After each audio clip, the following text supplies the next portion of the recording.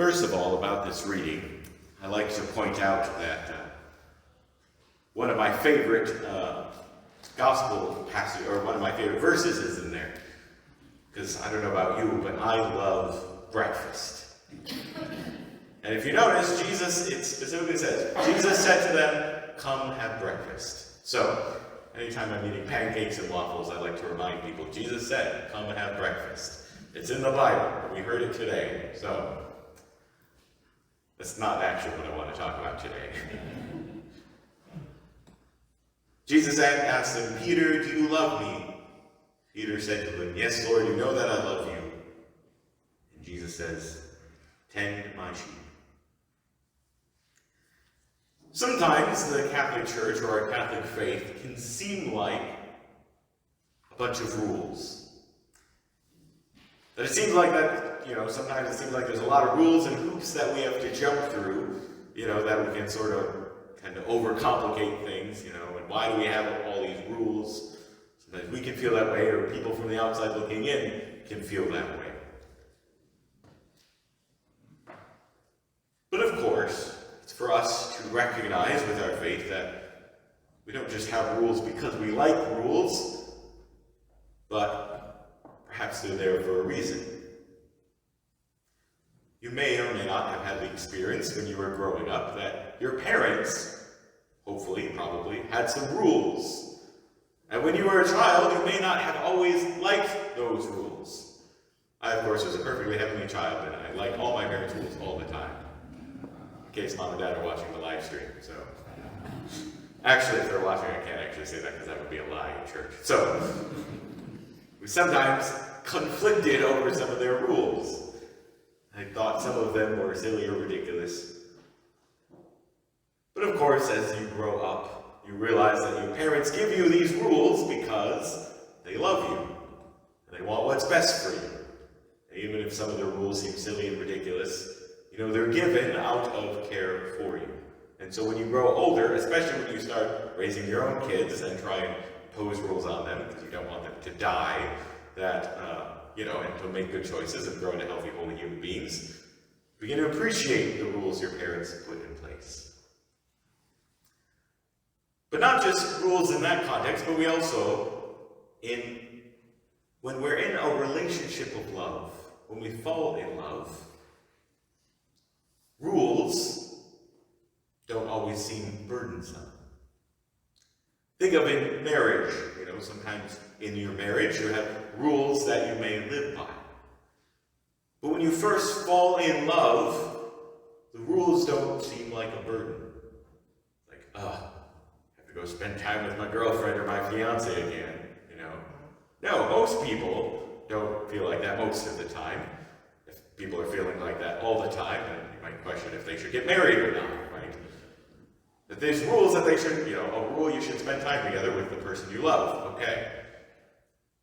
And even further, when you're in marriage, when you're in love, you don't need certain rules when you love the person, because you just work for their being. That, most of the time in marriages, people don't feel like they need a law that says, don't murder your spouse, because they love their spouse, so you don't need the law. Every once in a while we need the reminder of the law to don't kill your spouse, but generally when you're in love, that rules don't seem burdensome. And then even when you're in love, sometimes you will do things or tasks for the person you love, even if you don't particularly like the task, but because you love the person. It's all part of love. That we recognize when we fall in love, we recognize the rules, if you will, or the laws, if you will, these ways we live together, are at the service of love. Peter, do you love me? Jesus asks. He's not just asking Peter to follow a bunch of rules, but sometimes we need the rules to help us know how to love. But also to recognize that the rules that we have at the church is Christ loving us. that God is to us both Father, but also bridegroom.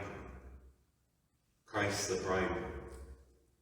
That the rules of the church that were given to us are also, we don't always see it this way, but God loving me. Because what God wants for us is always better than what we want for ourselves. What God wants for us is always better than what we want for ourselves.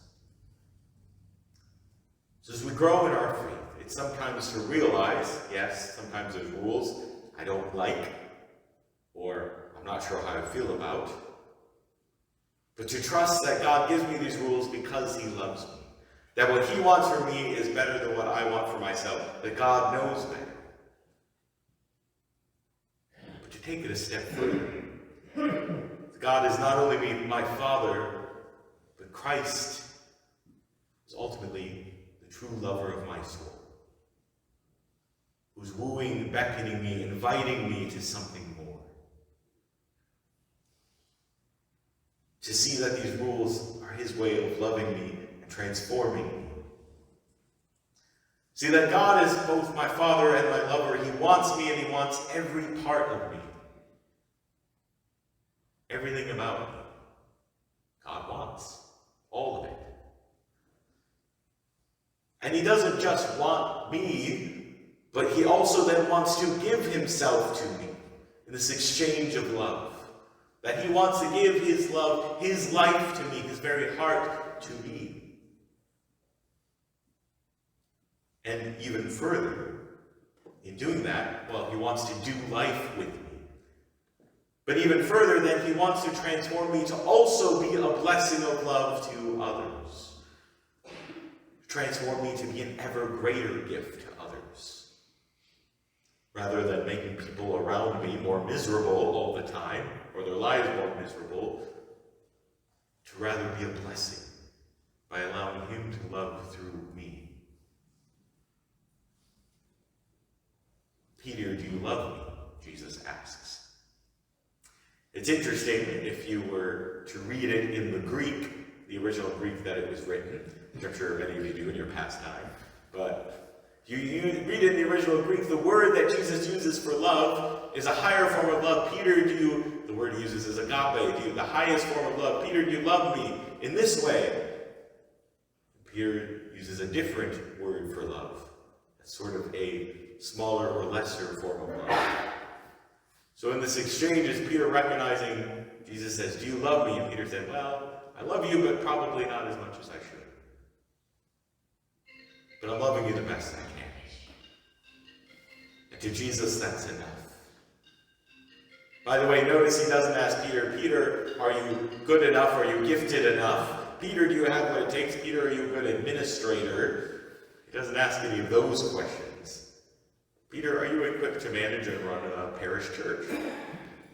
Peter, are you equipped enough to manage and administrate and run, I don't know, a universal church? He doesn't ask those questions. By the way, I was convicted the other day that sometimes when I look at Peter, I thought, if I was hiring onto my parish staff, I don't know that I would hire Peter. But Jesus chose Peter, which also means there's hope for the rest of us too. That Jesus chose Peter, wants Peter, loves Peter, invites him into this relationship of love with him. Peter, do you love me? Yes, Lord, you know that I love you, even though it's imperfect, even though it's probably not the way that I should. Feed my sheep. That Christ invites Peter, and so all of us, into this relationship of love. And to recognize that all that he gives us, all these rules of our faith, are because he loves us as a father, but then he also loves us as a bridegroom. This exchange of love. He invites us into this relationship of love. And he wants to make of me, not only to share life with me, to give himself to me, but then to make of me a blessing of his love to the world. It all begins in letting Christ, letting God first love me. Peter didn't first choose Christ. Christ first chose him and loved him. My God, my Father, and my love. end with this quote from the Jesuit priest, Father Pedro Arrupe, when he talks about the way that love and falling in love with God orients the rest of our life. Nothing is more practical, he says, than finding God, than falling in love with God in a quite absolute final way. What you are in love with, what seizes your imagination, will affect everything.